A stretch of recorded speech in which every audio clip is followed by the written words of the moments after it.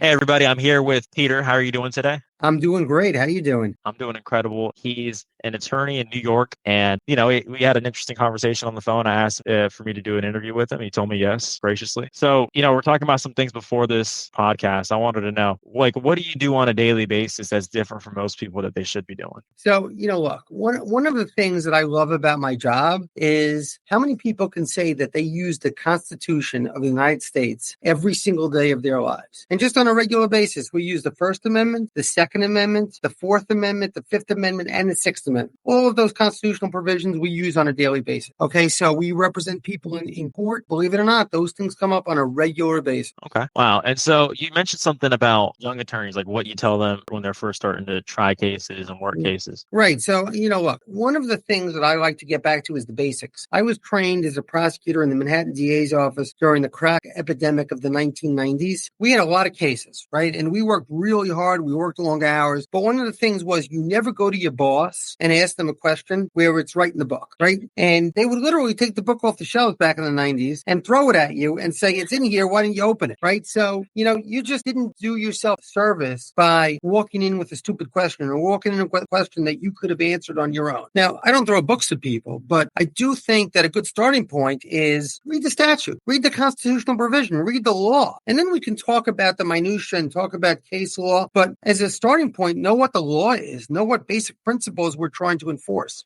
Okay, that makes a lot of sense. And, why'd you choose to be I hope this doesn't come off bad, but why'd you choose to be a civil rights attorney? Okay, well, look, to a certain extent, I'm not sure I chose it. I think maybe it chose me. I started off as a criminal prosecutor. I had no intention of going in that direction. Got to my first year of law school. I didn't really know what I wanted to do. And I met my first year criminal law professor, and he liked me. I liked him. And so I sort of followed in his footsteps. So I spent 10 years as a prosecutor investigating homicides and all kinds of serious cases in Manhattan. And I mentioned that was during the crack epidemic of the 90s in New York. And so we were busy. And one of the things that I felt very strongly about as a prosecutor, it wasn't just me. It was our office. It was the way I was trained. We're not there to convictions. We're there also to protect people's constitutional rights. So we had to make assessments about whether what the police was legal in terms of, hey, they recovered these drugs, but how'd they stop this guy? Why were they searching him? Why'd they stop the car? Was that constitutional? I remember,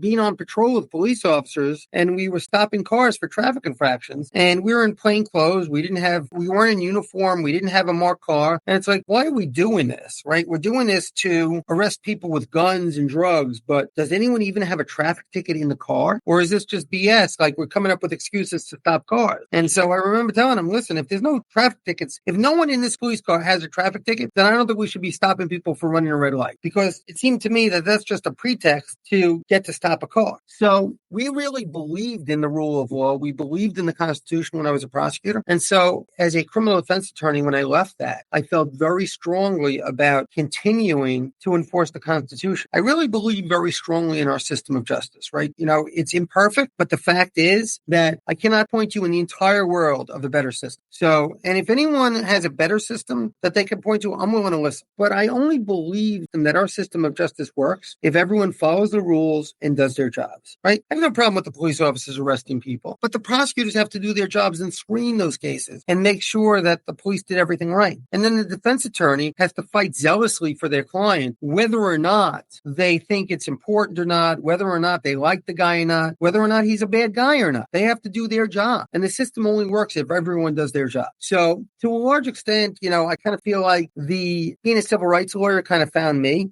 From there, we branched out. We do a lot of Second Amendment work. We protect people's rights to possess guns. Maybe not popular, but again, if you don't like it, if you don't think people should have a right to have guns, then we have to change the Second Amendment. We can't violate the law. And so I think that the bottom line of it is we have this system in place that only works if everyone does it the right way. If you don't like something in the Constitution, then work to get it changed. But if it's there, then we have to follow it. Man, I love that. And I love interviewing you because you're such a passionate attorney, and I can actually see it in you speaking. You sound like a fighter, and you got a bunch of behind you. I don't know how to explain it. It's just a bunch of punch. I'm a trial attorney, right? So basically, When I go into that courtroom, the game is on. We're ready for war. And, and I feel passionately about it, right? And I feel passionately about what we do. And again, I feel passionately about the system. About, if I'm a criminal defense attorney, I can't lay down. I got to fight for my client. Because, by the way, the system shuts down if I don't do my job. Oh, yeah.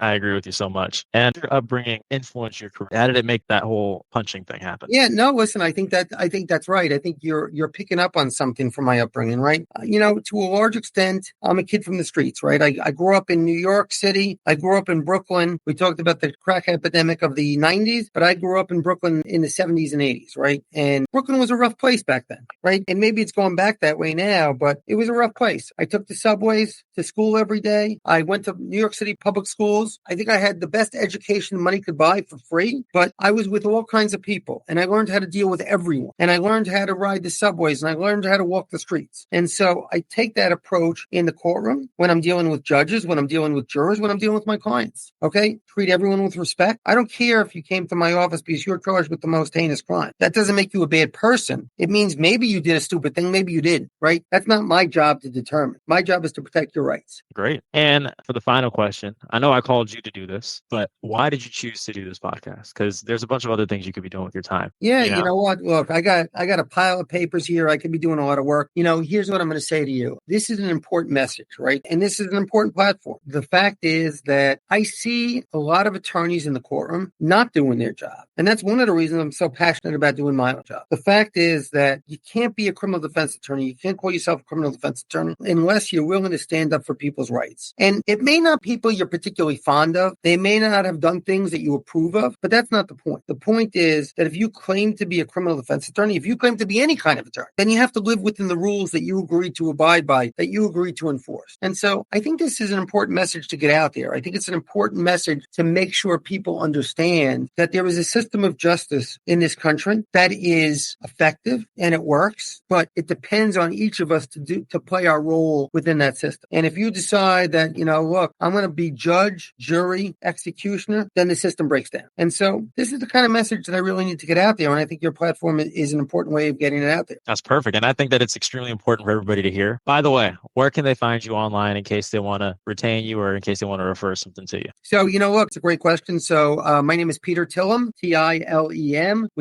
We're very visible online. I write a blog. It's called NewYorkCriminalAttorneyBlog.com. New York is spelled out. My website is TilemLawFirm.com. That's TILEM lawfirm.com. And we have a couple other websites. They all kind of link to my main website. We're on Facebook. We have a Tilem and Associates Facebook page. We also have a prepaid legal service for gun owners. It's called NY Tac Defense, New York Tac Defense. It's nytacdefense.com. That's nytacdefense.com. Okay. That's only for New Yorkers? That's only for New York gun owners, correct. I would have been a customer. Okay. Thank you so much for your time. I appreciate it. Listen, I appreciate you and I appreciate everything you're doing. Thank you. Thanks for the interview. Take care. Take care.